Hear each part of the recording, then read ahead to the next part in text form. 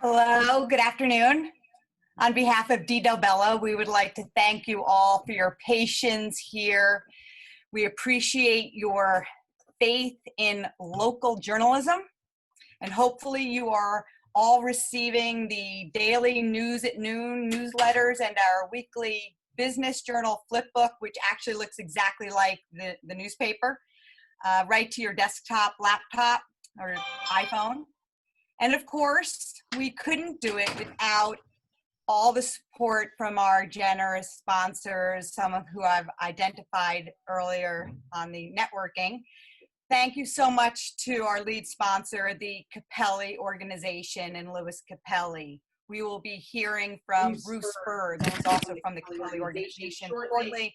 But to kick off, the sponsors, please, Tim Foley from the BRI, take it away. Good afternoon, everybody. I'm Tim Foley. I'm the Executive Director of the Building and Realty Institute of Westchester in the Mid-Hudson region, which is a trade association with more than 1,500 members, bringing together all aspects of the real estate industry, primarily here in Westchester County. We advocate for the best interests of the real estate industry to government and to the community. We provide knowledge and resources to our members, and we create opportunities for our members to build the relationships that will improve their business. And we bring together home builders, commercial builders, renovators, property managing agents, co-op and condo boards, and owners of multifamily apartment buildings in every community, as well as suppliers and service providers who have a special focus on real estate. We encourage you to learn more about us at www.buildersinstitute.org. We are more than happy, and we hope you enjoy today's program. Hello, good afternoon. Hope everyone can hear me. My name is Brian Higgins. I'm the founder of Additum. There are a number of societal shifts like work from home going on right now, but I'd like you to take a moment and think specifically about cord cutting, the act of dropping your TV phone bundle for internet-only access, which is fast accelerating as people's habits change. In an increasingly competitive real estate market, building owners must look to technological advances to give them an edge. Investing in the latest technologies, such as in-building broadband deployment, will help to attract high-quality tenants while retaining premium tenants. Additum provides class-leading telecommunications infrastructure designed to provide scalable commercial gigabit speed internet service to MDUs and MTUs, allowing owners, developers, facility managers, etc., to amplify multi-tenant connectivity in their properties. Additum's carrier-neutral infrastructure as a service platform uses next-generation technology to reshape broadband deployment in both new construction as well as renovated and modernized buildings. Commercial real estate stakeholders now have an opportunity to make your building truly connected, increasing the property's value, improving the tenant's overall experience, while enabling creation of a new revenue stream for the property, as well as a marketable amenity to attract tenants. If you're ready to add connectivity to your commercial properties portfolio, visit additumIMS.com or call us at 203-842-8520. Sure. My name is Mike Bonacasa. I'm Senior Vice President at H2M Architects and Engineers. H2M is a multidisciplinary professional consulting and design firm with over 480 architects and engineers, planners, scientists, and surveyors. Our firm offers a wide range of services to the real estate market with a single point of service approach. From surveying to environmental services, planning, civil design, architecture, MEP, we handle the coordination and services and interface for all the pieces of every project. H2M can turn any design development into a reality. Feel free to look us up on our website, www.h2m.com. Thank you. My name is Greg Sahagan. The name of the company is Gregory Sahagan and Son.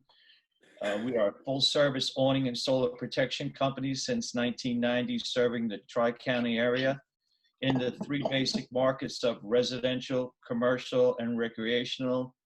In the residential market, we are installing motorized awnings, newly found products such as louver systems, stationary awnings, and the traditional backyard patios. In commercial business, we look to put an awning on your storefront or your canopy entrance with a logo. And as far as recreational, we're doing a lot of work with parks, tourism sites, country clubs. We've also come under a new avenue ever since the new world we're living in. We got a lot of restaurants and eating facilities looking to expand their outdoor dining So they've called us, and we're trying to provide the necessary means that they need. Our website is www.gssawning.com. Thank you so much. Hello, everybody. Bud Hammer. For those that don't know me, I'm on LinkedIn, so please feel free to reach out and connect. I own Atlantic Westchester. You can see a picture of one of our vehicles behind me. We do HVAC service and maintenance in commercial buildings. Before COVID broke out, HVAC was not sexy. Now it seems to be the talk of the town as far as air quality, purification, cleanliness, and I find that somewhat exciting. We've been in business since 1961. We travel from Dutchess County down to Manhattan, servicing commercial, industrial, and institutional facilities. We do not do work in the 3 R's. It's a residential, restaurants, and retail. So with that being said, it's Atlantic Westchester, Bud Hammer, and thank you for having me. Thanks. Good afternoon, everyone. My name's Dave Budakavale. I'm a principal at VHB Engineering. It's a pleasure to be with everybody this afternoon. We're proud to be sponsoring this virtual event with West Fair and hope that it brings a little clarity to the unsettled world that we're all living in these days. As an integrated engineering services company, we are in a unique position to see the world from many sides, including the developer, the needs of the developer, the real estate demands, and most importantly, the entitlement process, which we all know came to a screeching halt when this pandemic began. VHB immediately started working with the counties and towns to move to virtual hearings. And I'm proud to say at this point that we have a dozen clients that are seamlessly holding virtual meetings and pushing projects forward, which I know everybody on this call is probably interesting to know about and learn. As a generational company, we've always evolved with a changing landscape and is quick to help clients navigate the unknown, such as the virtual meetings, advice on industrial trends, and viewpoint series that you can find on our website, which are basically from people across our footprint on our website, www.vhb.com, for insights on the COVID-19 world. We're honored to be part of our industries and communities during this time. And I'm extremely encouraged and confident that we will be stronger once we are looking at this pandemic in our rearview mirrors. So thanks again, and I'll pass the mic back to you. Hi, good afternoon, everyone. I'd like to start by thanking West Fair for arranging this amazing event and for inviting us to participate. It is a great honor. I'm David Richmond, President and CEO of Rackhow Commercial Realty Group. Rackhow Commercial Realty Group has been a highly reputable name in the commercial real estate landscape in Westchester and Fairfield counties for over 3 decades. Rackhow Commercial Realty Group team is comprised of dedicated advocates, and we advocate for our clients' best interests in commercial lease and sale transactions. Whether you're a tenant, buyer, or owner of commercial real estate, you will surely benefit by having Rackhow Group in your corner for your next commercial real estate event. Now, more than ever, during this COVID-19 crisis, Rackhow Group is assisting our clients and contacts in helping them to renegotiate their leases early, size space, and for a new socially acceptable reconfigured layout that they can come back to work into. Rackhow Commercial Realty Group specializes in lease renewals, renegotiations, relocations, acquisitions, and dispositions of commercial property. Thanks again for having us and enjoy the program. All right, thank you so much. Now we're going to actually start the panel discussion. I'm going to hand it over to Peter Katz. And if you guys want, you can put your Zoom window into speaker view so that you can just see the panelists and just see Peter. And we're going to go ahead and get started. So Peter, go ahead. Thanks very much. And I'm Peter Katz. I'm with West Fair Communications, publisher of the Westchester County Business Journal, Fairfield County Business Journal, and WAG Magazine, and a host of electronic newsletters. And as Ann mentioned earlier, if you're not getting the newsletters, by all means, please sign up. You'll find a lot of good inside information there because local journalism is more important than ever these days. And we all know that there are changes in the wind in Westchester real estate and in the New York metro area for that matter, things that we couldn't have imagined even just a few months ago. And now our lives are literally being changed as we speak. And today we're going to explore just what some of the real estate changes have been, where we are now, where things may be going, and what we all need to do to prepare for the future. And with us, we have a panel of 5 experts, and I'm sure you're familiar with the names. First, we have Bruce Berg, who is Executive Officer, Fuller Development Company, a division of the Capelli Organization. We have Fred Camillo, who is first selectman in Greenwich, Connecticut. Clayton Fowler, founding partner, chairman, and CEO of Spinnaker Real Estate Partners. Thomas LaPerch, director of the commercial group at Houlihan Lawrence. And Andrew Wise, executive vice president of the RPW Group. And let's begin by making a quick round of the panel and give us in about 30 seconds your instant take on where we are now that Westchester County, the Hudson Valley. Good afternoon, everybody. Thank you to West Fair for putting together this event. The changes, I mean, honestly, it varies from day to day. We've been very fortunate in that our construction business has remained open because we've been considered an essential service. But our approach to dealing with tenants is an adventure every day, whether it's a retail tenant or an office tenant or a residential tenant. They've all been different, and the experiences every day have been unique, and we're adapting as we go and learning as we go. And Fred Camillo in Greenwich, Connecticut, what have you been seeing in the Greenwich real estate market, and how have people in Greenwich been reacting to what's going on? Well, good afternoon, everybody. We're seeing lots of people coming in from the city now, and first looking at short-term rentals with an eye on long-term acquisitions. Lots of realtors that I've spoken to seem to be very busy right now, which is an unintended consequence and one of the silver linings in an otherwise tragic period for everybody. But we're trying to look at all the silver linings and how we could not only adapt in the short term, but how we can come out on the other side of this more prepared, more efficient, more effective, and have Greenwich be more of a destination than it already is. And we're putting in place plans to do that right now. And Thomas LaPerch, how has Houlihan Lawrence been fielding the changes that are going on, and what are the demands in real estate now? Well, thank you first for having me here, and thanks for inviting me. This is an exciting time for us. I'm pretty bullish on the market right now. After speaking to the president of our company, Liz Noonan, the numbers are better than expected for the housing market, and that's a very good sign considering the hard part of showing houses and properties. But she says the numbers are better than expected. And the good news is that's driving business up here on a commercial basis. And I'm extremely bullish about this new market we're coming into. This is my third time we've been through a downturn, a severe downturn. But I think this is going to be a good one for brokers to be ready. And my message to all the brokers on my team is stay focused, stay ready, and speak to your clients because we're going to be busy. Thank you. And Andrew Wise, as a major developer and redeveloper of some of the prestigious properties here in Westchester, how has this affected your business, and what are your tenants doing? Good afternoon, everyone. It's good to be on. Nice to see some familiar faces. Look, obviously, no doubt it's been a difficult situation. This has impacted everyone. It's truly the great equalizer. Look, I think from a more macro level, certainly as some of the folks here have mentioned, I do think that there is some silver lining.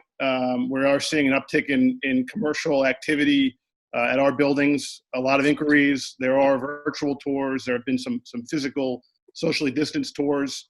And I think the residential market is hot. I mean, it's tough to find a rental right now. Those will convert to sales, and people want to work close to home. So I think the two work together, and they're going to benefit each other. And I think long term, I think this is going to be something really positive for Westchester and Fairfield County. Now let's take a little in-depth look, if we may, at the construction situation here. We're starting to see cranes operating again. During the shutdown in New York State, there were some essential projects which were allowed to continue. Healthcare, building. If you were doing affordable housing, you were allowed to continue that. Now we're starting to see the cranes operating again at projects such as on Bank Street, and Bruce Berg, that would be one of your projects, no? Yes, it is. We're building that for Ilcorp. Many of our jobs remained open for the reasons you stated, Peter, ranging from affordable housing to infrastructure or brownfield cleanup. And if the question was what we've been doing, is we actually took a lot of steps early on, setting up effectively medical tents so that everybody coming onto the job site had to have temperature checks before they walked in. They were given then masks and gloves. We have separate entrances in, so people will go up, for example, stair 1, but they have to exit on stair 2. We set up special bathrooms. They get sanitized after every use. We've been limiting the number of people on the hoist. The hoist operators are in full protective gear. So we were taking measures early on in this whole process. And where are you now on projects such as in New Rochelle? You have one building down there. You're in a deal now with Planned Parenthood, where we'll see a second Capelli building starting soon, probably. Where are you now? Where do you see your projects going as we move into phases 2 and 3 and 4? Sorry, Peter. We're very busy in New Rochelle. We just completed a building called the Standard. It's a 14-story building. And believe it or not, even during the pandemic, by doing virtual tours, we actually were able to continue leasing space. And so the leasing has gone very well despite the pandemic. We've started construction on another project that we're joint venturing with Related on Huguenot Center. We're also the general contractor on 2 other jobs in New Rochelle. So we actually have 4 jobs underway in the city of New Rochelle. And not far from New Rochelle is Greenwich, Connecticut. Do we see cranes operating in Greenwich? What is the construction situation there, Fred? Fred's on mute. Fred?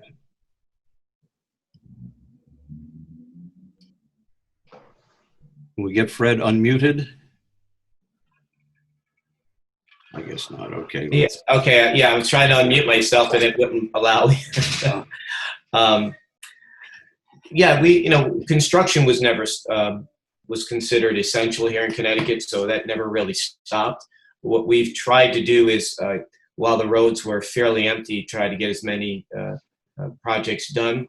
But an unintended consequence of that was that with people being stuck home, the complaints started coming in about drilling during the day and all types of noises coming from the construction sites.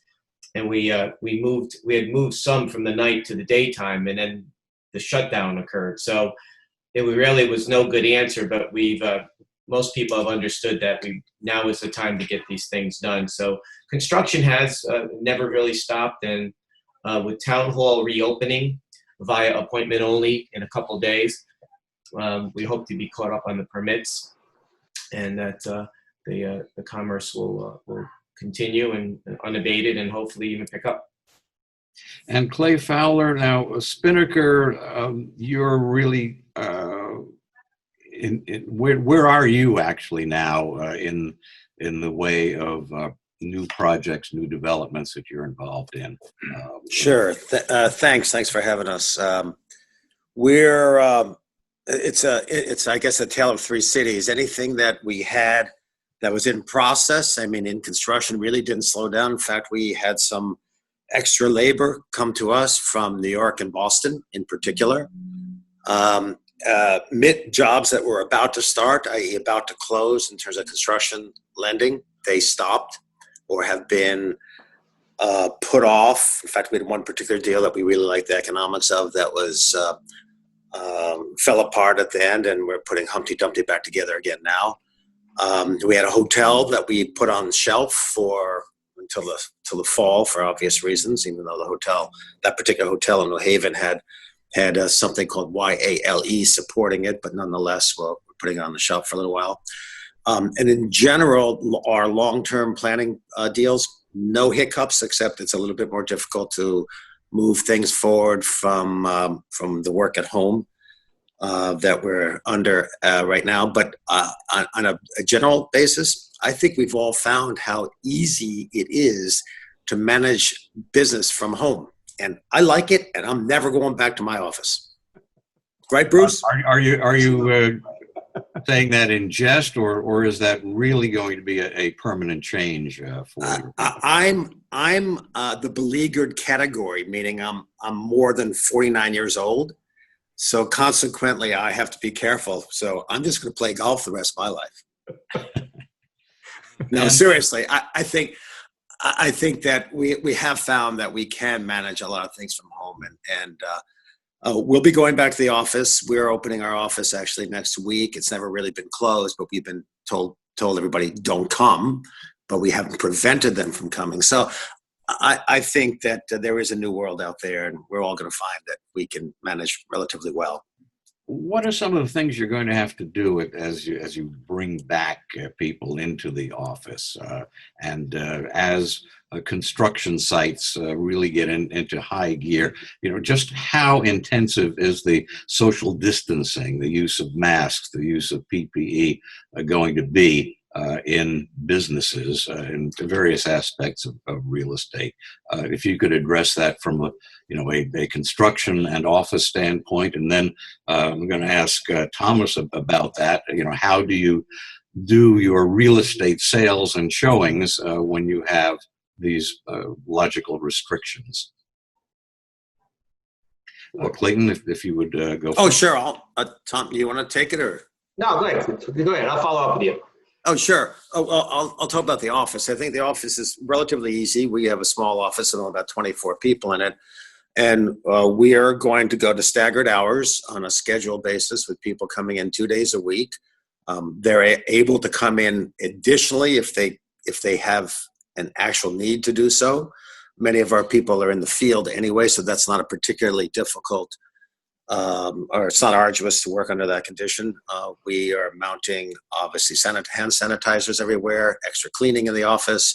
We are not changing our mechanical system yet, although that is on the docket for us, and certainly our commercial buildings and similarly our residential buildings will have to be a lot more conscious of air changes, air quality, filtration, ionization, et cetera. And we also just tell people, just use your common sense. Don't expose yourself unnecessarily. Yes, we're going to have the door locked and people will come in by appointment only.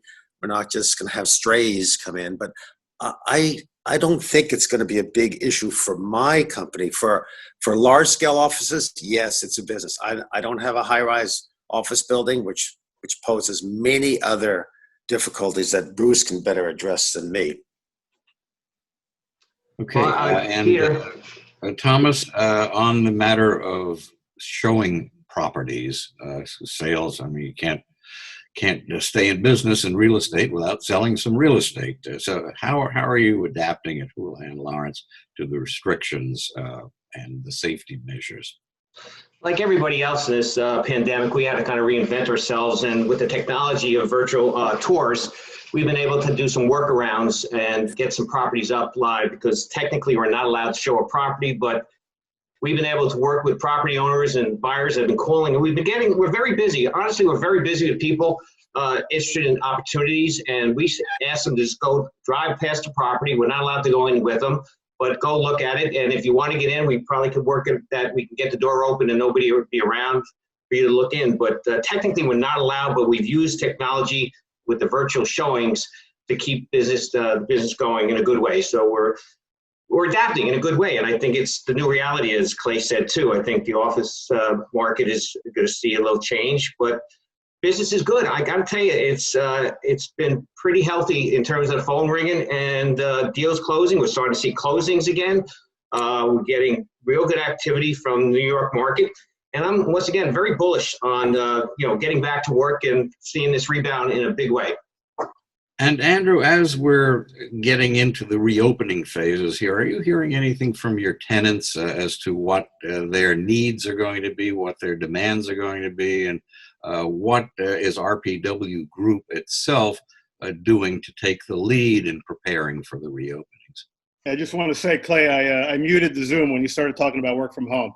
So, okay. As a building office owner, I don't like to hear that. But yes, look, obviously the focus now is getting back into the workplace, and this has been something we've been working on now for a number of weeks. I think first and most importantly, relationships matter now more than ever. Tenants and landlords, that relationship is crucial, being able to be in contact with your tenants and vice versa. So we're sending out bi-weekly building memos to all our tenants, and we have been throughout this COVID process. alerting people to what we know, what we're planning, et cetera, so that building owners can keep their staff informed. So some of the things we're doing, we're offering temperature checks for those tenants that would like it in the lobbies of all the buildings. We have increased cleaning staff, so we're sanitizing all the high touch points, elevators, stairwells, et cetera. We're also activating and encouraging folks to use the stairwells instead of using elevators if possible. We also, the cooling, which Clay actually mentioned, we're putting in all new filters, sanitizing all the HVAC units before people come back to work. And I think, again, it's all about common sense, and it's about being in touch with your tenants, letting them know what you're doing, and having people be respectful and buying into what we need to do to get back to work and be safe and do all the things we should be doing. Would like to just survey a little bit on the financial side of this. The economy nationwide, of course, is seeing declines in many areas. We had new unemployment figures out today showing that it's now 40.7 million people who have applied for unemployment insurance since this all started. The White House has decided not to release an update of its economic forecast. What can you tell us about the economic impact that you felt, what your thoughts may be on long-range economic impacts for your particular segments of the real estate industry, and whether you think there's a good financial future for real estate? We hear that there's some increasing demand for office space in Westchester now from firms in New York City. We hear that there's a very strong demand for residential in many areas. So what is your take on it? And can we begin? We'll just go around again. Maybe Bruce, do you have anything on that? Sure. I mean, it's a little early to state that with any certainty, but we are hearing that New York City firms, banks in particular, are going to be looking for satellite offices. I also expect that some of the firms that we have as tenants now will be, how do I want to say this? They're going to expand their space requirements or bring in less people at any one time, but they're not necessarily going to give up space. So far the demand for us has been fine. Our office tenants are all paying. Most of them are good credit tenants, so they haven't had an issue with paying rent. Our retail tenants have been more challenged, and our residential tenants have been paying, and the demand, as I mentioned earlier, from what I've seen so far in the buildings we're involved with, still has been relatively good. It did not fall off the way I had expected it to. And Fred, up in Greenwich, are you getting any feedback? You hearing anything on the street about the financial aspects of this pandemic, the effects on real estate, and what we may be seeing in the future? There have been on occasion some large houses in Greenwich on the market at what seemed to be fairly soft prices.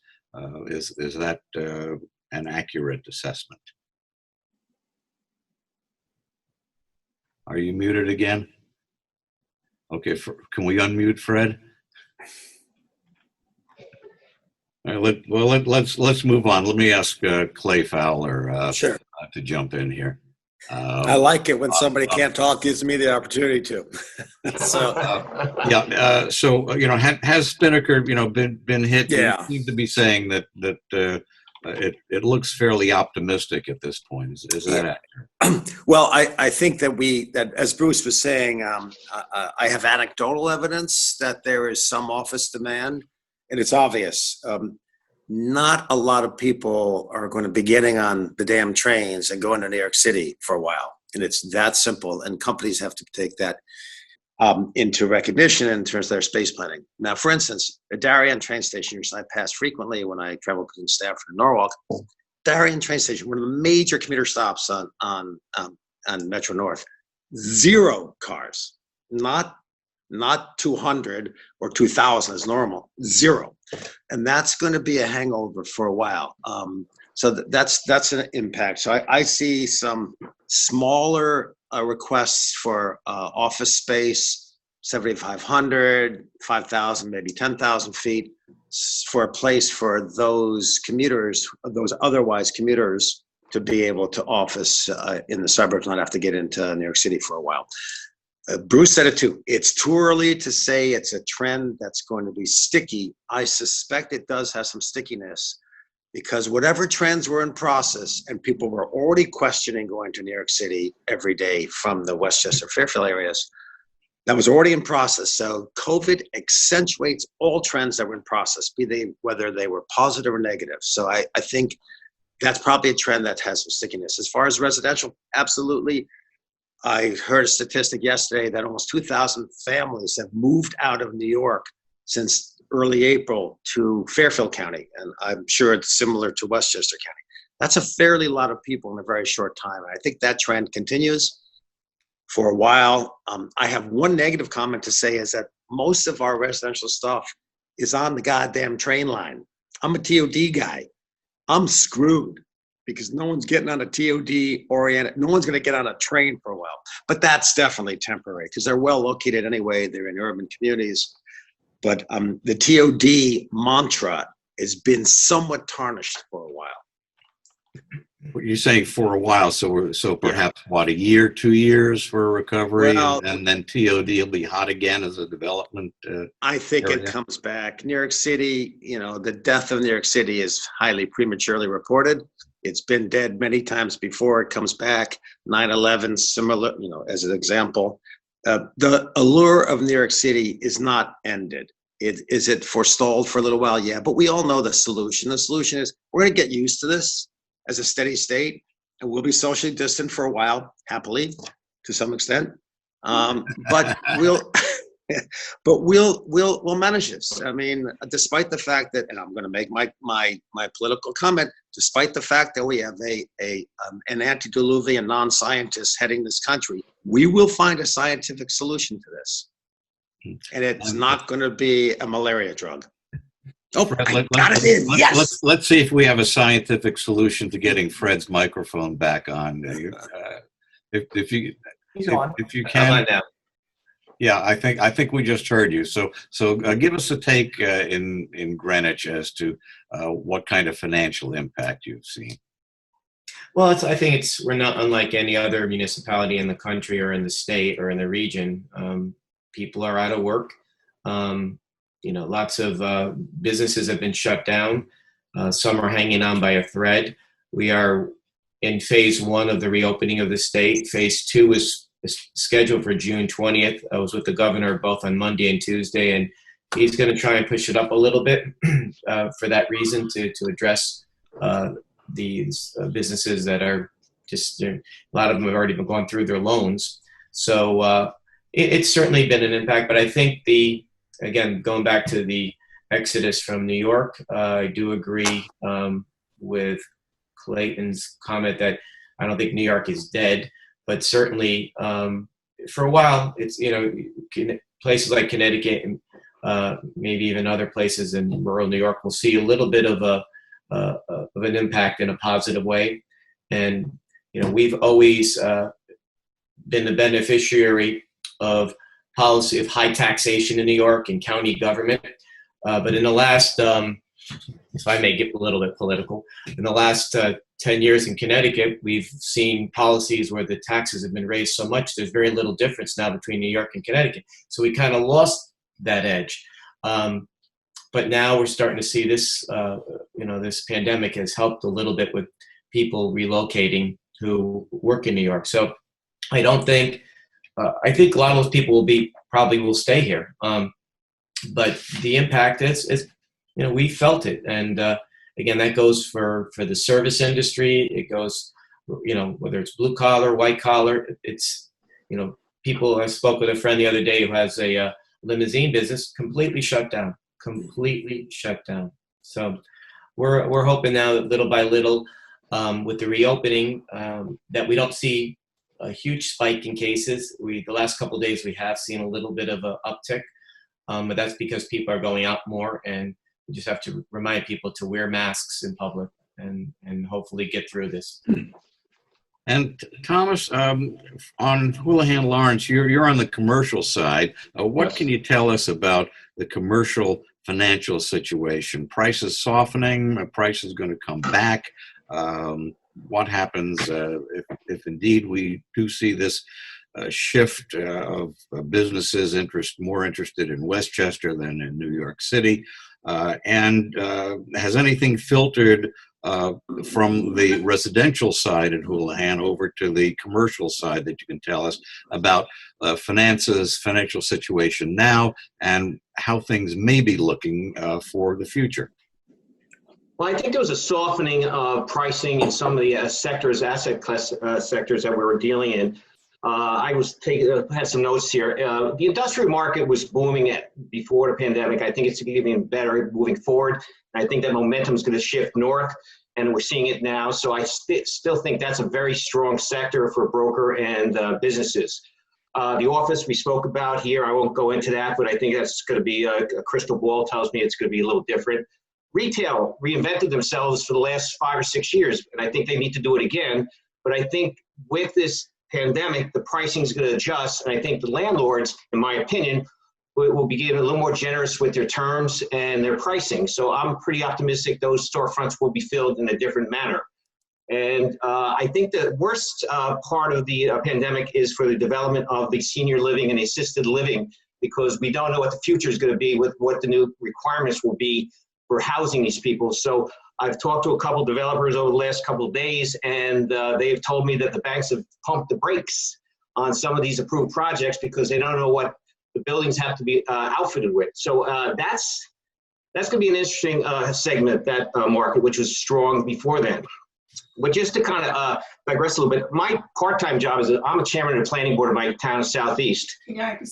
And so I have a unique opportunity to see the pain on both sides of the table here as a broker, trying to get a thing approved, and the developer. But I think it's a unique time that we had a discussion this morning that each town should start revisiting their zoning to adjust to this new world we live in here. Because I think we're being reset, and I think most of the towns, including mine, haven't reviewed their zoning use code in a long time. And I think it's a timely conversation. And we're going to start that on June 8th in our town to figure out how do we become marketable because we're going to get crushed with taxes and tax shirts next year. So we got to figure out how to be business friendly. So my town board has allowed me to start the discussion with our planning board to figure out what's going on to invite business in. So I think this is an exciting time to kind of rethink things. So that's my opinion of it. Thomas, you raise a couple of interesting issues, and maybe Andrew from the RPW group side, the developer and the landlord side of it, maybe you could address those things. Would you have good cases for tax certiorari's at this point based upon losses of revenue during this?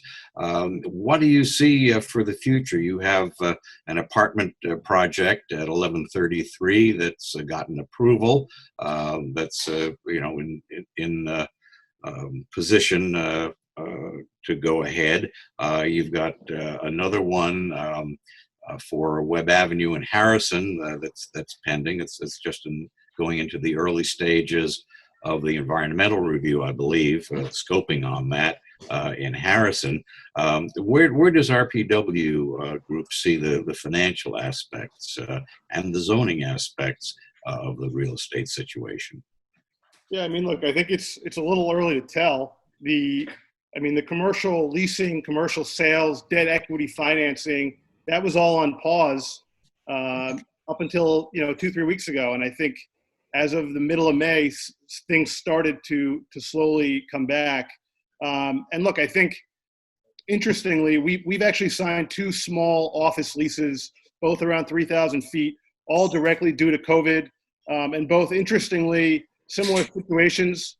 CEOs of both companies that were a little older in age and just said, we have expiring leases in New York, and we're going to move. They both live in the Westchester County. We're going to move our office to Westchester and give our staff 12 months, the staff that works in New York City, to figure out how they're going to get to Westchester County. So look, how sticky it'll be, I don't know, and how much true activity we will get from it. I hope it's significant. We will have to see. But I think it'll be interesting. And we look at it, as a pre-vaccine and post-vaccine world. And we can't get too far ahead of ourselves on this. Look, in terms of the developments, we are full steam ahead. We are fully approved at 1133 Westchester. We're due to break ground in the next 3 to 4 weeks. And quite frankly, we're more excited than ever about that project. As I mentioned, I think Resi in Westchester is a silver lining. People are looking to de-densify, and Westchester 100% offers you that opportunity. So we are planning to move forward on that project. And at Webb Avenue, we are in the entitlements process and plan to continue to get that approved and build. So at this point, we don't see, COVID is not holding us back in any of the developments that we're doing. But I also think it's asset class by asset class. I mean, Resi and hospitality has obviously gotten hit incredibly hard. So that's going to behave differently than office does, and industrial certainly, and multifamily. One thing that we've sort of touched on is the retail side of things, and that's an important element in Westchester real estate. We've seen some issues with the shopping malls. Now they're starting to go through planning for reopening. We've seen some of the major retailers having to file for bankruptcy, trying to reorganize and stay in business. And I wonder if anyone has a particular take on what might be in store for brick and mortar real estate here in Westchester County for the future. Anyone want to take that? I'll jump in. I think it's like I said, it had to be reinvented for from the internet world for the last 10 years. And I started seeing all the deals coming through with my group, that there was a good activity on it. The footprints are smaller, but there is desire. I had a conversation with a major landowner down in White Plains and asked about their retail component. They have 40 storefronts, and he says he's down they have 2 left. So there's a pulse out there. It's just been reinvented, and I think the landlords are understanding that, giving them better deals, and I think it's going to be okay long term, because they have to reinvent themselves. I don't know, what anybody else thinks, but Clay, do you see that in your market? Yeah, I'll jump in a little bit. I'll just say Fairfield and Westchester are joined at the hip in a lot of ways. So we have sort of 2 areas of retail. We don't do a lot of retail. We do retail as part of buildings. As our bases of buildings, restaurants in particular. Restaurants are hammered. I don't know how any restaurant can manage to survive at 50% occupancy, period. So there's going to be a lot of adjustment in that landlord-tenant relationship, and we have a lot of restaurants. So we're undergoing that. We want them in the buildings. We want street life. It'll change for a little while, so we'll make the adjustments. On the other large-scale retail, although I didn't build it, I did sell the property and did get it approved to the Sono Collection Mall in Norwalk, in South Norwalk. And I just drove through it today. Although it is open, as most of the malls in Connecticut have been permitted to reopen, they've done a lot of things. And I don't think it's the retailer's issue. It's going to be the proclivity of the customer and their desire to go out and participate in the retail experience as it had previously been. And I think Tom's right. It's going to take a while. Retail's not totally dead. It will continue to change. It was changed before, so we'll continue to do so. And interestingly enough, Amazon, of course, which is the major online retailer, has a bricks and mortar store in the Sono Collection. And I don't know how that's going to do post-COVID. I don't think it was doing very well pre-COVID. But that's a personal opinion. So I think there'll be continued change, and landlords and retailers will adjust. I do have several national retail tenants that I am pissed off as hell that they have said, they haven't said anything. What happened? I think one of your tenants got you. Called me, yeah. It was Vineyard Vines calling me and saying, "Screw you, Clay." Vineyard Vines is one of them. So I have several that I'm actually flabbergasted that they don't even talk. So whereas the smaller retailers all are, and that's about, somebody said it earlier, it's about relationships, how important those are. We don't really have those relationships with the national retailers, I guess.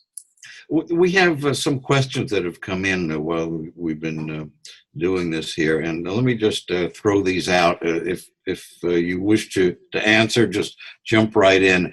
Don wants to know, what does the future look like for fire safety and emergency training in commercial properties? That might be something for Bruce or Andrew. Either of you want to jump in on that? We have Bruce is speaking, but he's muted. Try it again, Bruce.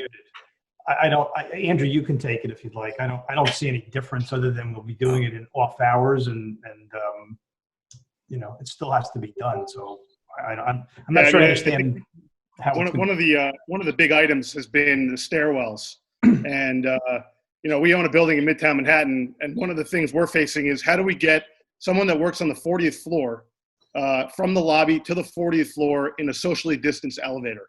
It's an incredibly tough task, and I don't really think anyone has the answer. Westchester benefits from, for the most part, a lot of lower rise buildings. So we're getting a tremendous amount of calls saying, hey, what's going on with the stairwells? I want to take the stairs. I don't want to take the elevators, which is great. The issue is people are requesting to prop doors open, fire doors, etc., which we just cannot do. So I think there may be some COVID-related things like that that will need to be worked out. But for the most part, look, we need to abide by the law and continue to keep safe practice, especially regarding fire safety. Hey, let me throw out another one here. This is from Peg, who wants to know, can any of the people in real estate comment on co-op and condo sales in Westchester? Any sense as to whether that market has tanked, has held firm, and maybe Thomas, maybe you've heard something? Well, speaking to Liz Noonan, the president, earlier today in preparation of this, she was very excited about what has transpired over the last couple of months. The market's been pretty good, but she was really speaking more, in my opinion, and this is just what I could see from the numbers, was the high end was moving, which was pretty much stalled there for a while. The prices have capitulated for the bigger houses, and they're starting to see some movement in terms of the condos and co-ops. I don't really have a number or a gauge there, but I think it's pretty active based on the fleeing of the city. I know that our northern markets are seeing a boom with rentals up in the Columbia County area and everything, but I'm pretty sure every sector of the real estate residential market has seen an uptick in a good way. And here's one from Kim, and perhaps Fred, you could take this one because it deals specifically with Greenwich. She's asking whether you're reconsidering the outdoor seating requirements for restaurants on both Greenwich Avenue and in other parts of Greenwich. Any comment on that, Fred? Yes, we've been working on that for several weeks now, and I just came from Greenwich Avenue. We're going to be setting up temporary pods along each of the blocks on Greenwich Avenue. We're going to be closing off the last 2 blocks right off the bat, probably for next week, and then going up the avenue every 2 weeks, engaging all the stakeholders, our public safety units, fire, police, risk management, legal, health, DPW, everybody's there, as well as the Chamber of Commerce. But we're also looking at something start hopefully within the next 3 months of a more permanent nature. So you all can come down from Westchester County and walk Greenwich Avenue to hopefully have it be more of a pedestrian mall feel to it, while still allowing parking and vehicle access. But it'll be a different look, and certainly much more geared towards walking than it is now. Now it's very nice now, but we'd really like to see it enhanced. And we've talked about it before this pandemic, but this pandemic has really made us focus on it and put it front and center. And if we don't do it now, I don't think it's ever going to get done. We're coming up to the end of our allotted time here. And what I'd like to do, we're going to have Ann Jordan give us a little summary and some comments. But before that, I'd just like to go around the panel, and perhaps each of you could take about a minute and just give us your thoughts on, number one, things that I should have asked but didn't, and number two, what your take is, what your outlook is on the real estate market in Westchester for the next month, the next year, and then the future beyond. And if we can, let's begin with Bruce Burke. I missed I thought Ann was speaking. Sorry, Peter. What was the question again? Oh, okay. What I would like to do is take a minute from everyone and just get your take on things that I should have asked but didn't.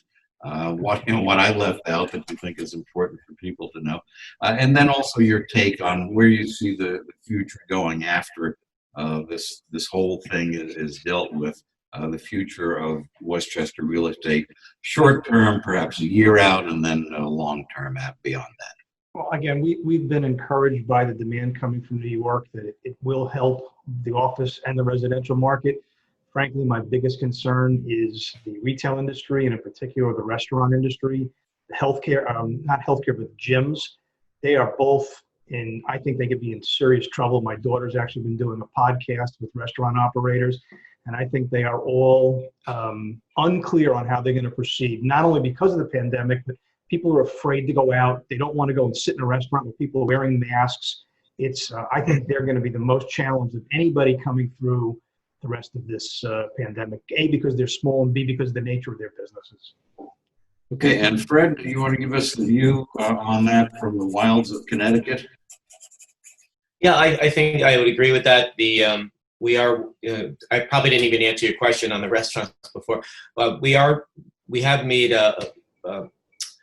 amended zoning to allow for outdoor. The governor has also allowed for that in his executive orders. We are looking at. The governor says, I thought maybe 25% indoor capacity. In the next phase, he's saying maybe 50%. We're going to have this. They're not going to be able to survive just with outdoor dining capacities because a lot of them are out just out on the sidewalk, and there's not much room with the physical distancing requirements. So, if we don't get them inside, or find another way out of it, maybe leasing town land or giving it to them for a while. In parking lots, again, that all brings up a whole list of other questions, but we are going over it with not only town legal counsel, but with the state.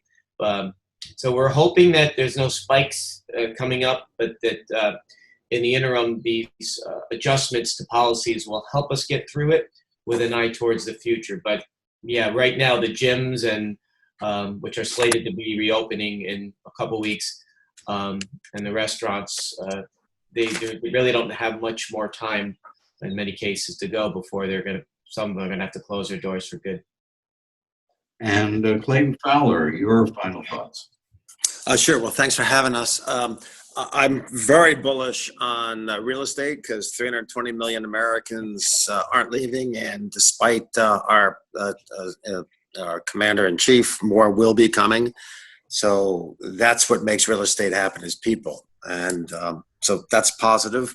I think we have a positive thing going on from exodus from New York. It will continue for a while. So I think that's a year. That's your 6 months to a year forecast. 3 years, I think there's good momentum. And as long as we can handle as communities our incredible debt burdens that COVID is foisting on us, we'll be fine. But I fear, and you didn't ask that question, I fear for municipalities of all ranges as to what the heck we're going to do with incredible budget gaps. And a lot of that depends upon the federal government, whether there's going to be the kind of aid that the governors in many states think is vital in order to avoid financial catastrophe. Mm-hmm. Anyway, let's move on to Thomas LaPerche from Houlihan Lawrence and your final thoughts. Well, first of all, I want to thank Ann Jordan for inviting me on this. This is a great hour of listening to some captains of industries. Clay, it was great, and Bruce, great to get inside of what's going on because we feed off of your information as brokers. And I think it's a good time to be a broker. Like I said, I've been through 3 of these dips before, and we came out the backside in a good way. I think the long-term prognosis is very good because money's cheap. I think we have sound fundamentals with everything before the virus. And I just hope that, as Clay says, that the local governments don't get crushed, that, hurts our rebound here, because I think the rebound is going to be significant and in a good fashion. So I thank you for this opportunity to speak to you, and best of luck to everybody. And Andrew Wise, what's the RPW group take on this? Final thoughts. I think most importantly, you realize what a great place Westchester and Fairfield County are to live and to do business. They truly are communities, and I think that's going to continue to attract people, especially now. More particularly to office. I think the office is here to stay. There's a lot of buzz around work from home, since we obviously are all working from home. But I just don't think that collaboration, leadership, all the things you get from human interaction that we need can happen through the computer. So while I think work from home might be a component, I think people are looking forward to getting back to the office. I certainly am. And we wish everyone the best. And I thank you all very much for this. And I especially thank you for allowing me the honor of hosting this and asking some. Thank you, Peter. Which may have elicited some useful information for those with us. And some final thoughts now from Ann Jordan. Hi, thank you so much, Peter. And we couldn't have done this without your leadership. And thank you so much to Fatima from our organization who worked on putting this together, and Dan Viteri. Just a couple of thoughts before I just wrap up. Bruce Berg, the Capelli organization, did you want to say a couple of words before I wrap it up? No, it's okay. Thank you. You're okay. Thank you so much. Thank you so much for your support. So the greatest thing I heard today, and I hope your takeaway, is that you have 5 leaders from the real estate field here in Westchester and Fairfield, and they're bullish, which is great. They're optimistic, which is very helpful as we do business here in Westchester and Fairfield. I think there are 2 or 3 areas that might have a bit of concern: senior care, some retail, and some gyms. There might be some economic implications going forward, but overall, I think the fact that you are 5 leaders and you seem quite bullish, I think it's great. Clay, we always appreciate your candor, and Tom, your bullishness and getting those numbers of 2,000. It's great. Andrew, you're obviously listening to your tenants and you're making adjustments where adjustments need to be made. And I'm sure your tenants are appreciative of that. Fred, you obviously have a great pulse on your constituents there in Greenwich, and you're listening to them. And Bruce, just straddling both places, you're obviously very active. So Clay, Tom, Andrew, Bruce, and Fred, thank you so much for sharing your expertise with us this afternoon. All of you are more than welcome to stay on for further networking, but at this point, thank you. It is recorded, so you could pull it up later and share it with your friends. And again, if you're not getting the news at noon, newsletters or flipbook, please contact us and we will try to remedy that ASAP. Thanks. Have a great day. Thank Thank you all. Thank you, Ann. Thank you. Thank you, Peter. Thanks. Bye-bye.